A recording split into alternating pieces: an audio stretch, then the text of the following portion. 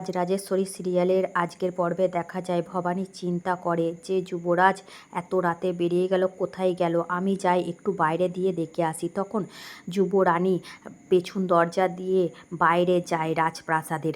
তখন সে দেখতে পায় যে এত সুন্দর একটা প্রাকৃতিক দৃশ্য আমার কি ভালো লাগছে। আমি তো আস্তে আস্তে এই প্রাকৃতিক দৃশ্য দেখতেই পাইনি। রাজপ্রাসাদের বাইরে যে এত সুন্দর একটা নদী আছে, একটা গাছ আছে, আমি তো আগে জানতামই না।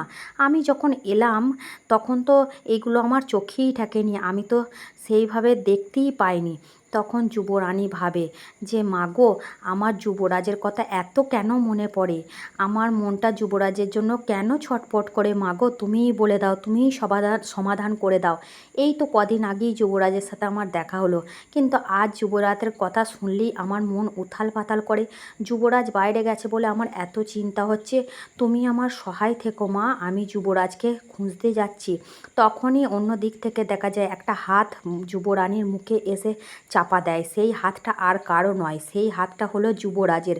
যুবরাজ যুবরানীর মুখে হাতটা টিপে ধরে চেপে অন্য দিকে নিয়ে আসে এবং বলে, এখানকার নাটোরের রানী এত রাতে নদীর ধারে কি করছে, তার কি দরকার? তখন যুবরানী তার হাতটা ছাড়িয়ে রাগ করে বলে, যুবরাজ, আজকের দিনে আপনি কোথায় গিয়েছিলেন? আমি কিন্তু এবার আপনাকে বকা দেবো। আমাকে সবাই এই কথাটা বলছে যে যুবরাজ কোথায় গেছে। আমি এই কথাটা লুকানোর জন্য কি না কি করেছি, ইন্দ্রদুদি কি না কি করেছে। আপনার কোনো ভাবনার বাইরে আমরা এই কথাটা লুকানোর জন্য কত প্রচেষ্টা করেছি। তারপরে আমি নদীর ধারে আপনাকে খুঁজতে এসেছি যে এই রাস্তাটা দিয়ে যাব, যাতে আমাকে কেউ সন্দেহ না করে আর আপনাকে বাড়ি ফিরিয়ে নিয়ে আসবো। আসলে বলুন তো যুবরাজ, আপনি কোথায় গিয়েছিলেন? তখন এই কথাটা বলতেই যুবরানী ইটে পাথর খেয়ে হোঁচট খেয়ে পড়ে যাচ্ছিলেন। তখন যুবরাজ তার হাতটা ধরে বলে, যুবরানী, আপনি ঠিকভাবে দাঁড়ান। অন্য দিক থেকে দেখা যায় ছোট যুবরাজের পুরোহিত এই দৃশ্যটা লুকিয়ে লুকিয়ে দেখতে থাকে এবং সে মনে মনে ভাবতে থাকে, এখানেই তো সর্প আনা যেতে পারে। অন্যদিকে দেখা যায় যুবরানী বলে, আমার অনেক রাগ হয়েছে।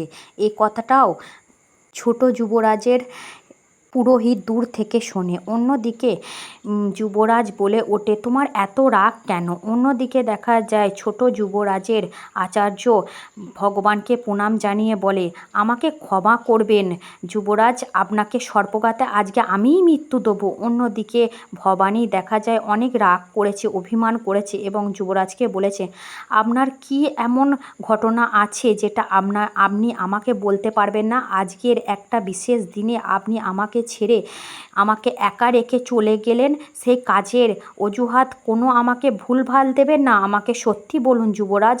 তখন যুবরাজ বলে, হ্যাঁ, আমি তোমাকে সত্যি কথা বলবো, কিন্তু তুমি আমাকে ভুলভাবে বিচারণ করো না যুবরানী।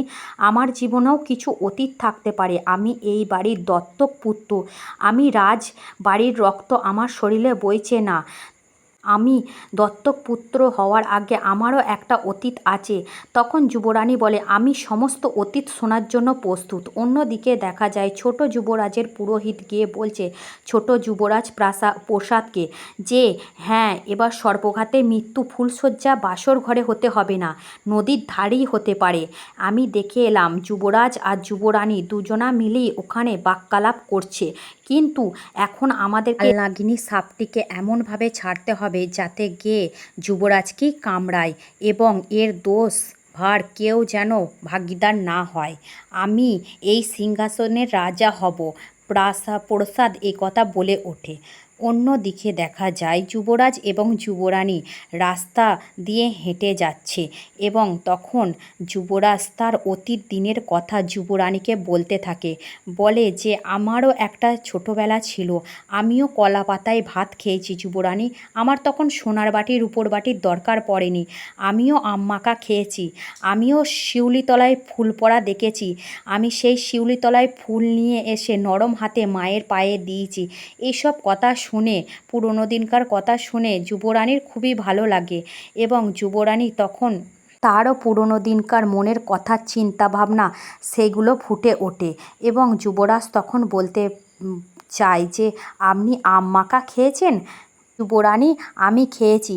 আমাদের বাড়িতে পুঁটি আম মাখা করে নিয়ে আসতো। তখন যুবরানী বলে ওঠে, পুঁটিটা কে? তখন যুবরাজ বলে ওঠে, পুঁটিই তো আমার সেই ছেলেবেলার বন্ধু, যার সাথে আমার অনেক সময় কেটেছে। যখন আমার সাথে কেউ ছিল না ও তখন ছিল, কিন্তু ওর ভাগ্য আর আমার ভাগ্য আলাদা হয়ে গেল যখন আমি দত্তক পুত্র হয়ে এই বাড়িতে এলাম। ওর সাথে আমার বিয়ে ঠিকও হয়েছিল যুবরানী। তখন সে কথা শুনে যুবরানীর খুব কষ্ট হয় এবং তিনি খুব আঘাত পায়। যুবরানী তখন মনে মনে বলেন যে আমার সাথে এটা হলো কেন মা? তখন যুবরাজ বলে ওঠে, আমার কিছু করার ছিল না, আমি আপনাকে আগেই বলতাম পুটির জীবনে অনেক কষ্টের অধ্যায় আছে, কিন্তু আপনাকে কিভাবে সেগুলো বলবো। পুটি খুব ভালো ধরনের মেয়ে, কিন্তু পুটিকে একজন বিয়ে করব বলে তাকে লগ্নভ্রষ্টা করে চলে গেছে। আজ তার শরীর খারাপ বলে আমি তার কাছেই গিয়েছিলাম।